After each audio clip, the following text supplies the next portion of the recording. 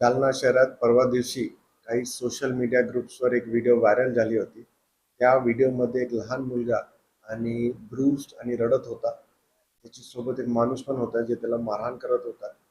आणि या व्हिडिओमध्ये कुठलाही आम्हाला असा स्टार्टिंगमध्ये डिटेल्स नव्हता. फक्त एक कमेंट होता की हे जाफराबादचा मुलगा आहे. त्याच्यामध्ये जाफराबाद जे प्रभारी आहेत, SDPO आहेत आणि पूर्ण जालना पोलिसने याच्यामध्ये पूर्ण बाब निष्पन्न करून हे मुलगाच्या सुखरूप सुटका केला आहे. आणि त्याच्यामध्ये त्यांची आई आणि त्याचे जे स्टेप फादर आहेत त्यांना कस्टडीमध्ये घेतलं आहे.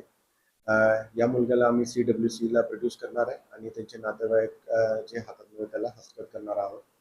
या गुन्ह्यामध्ये आम्ही पॉस्को आणि एक्स्टॉर्शनचे कलमाखाली ऑफेन्स दाखल केलेला आहे आणि 0 FIRच्या प्रकल्पामध्ये शिर्डी PS ला वर्क केला आहे.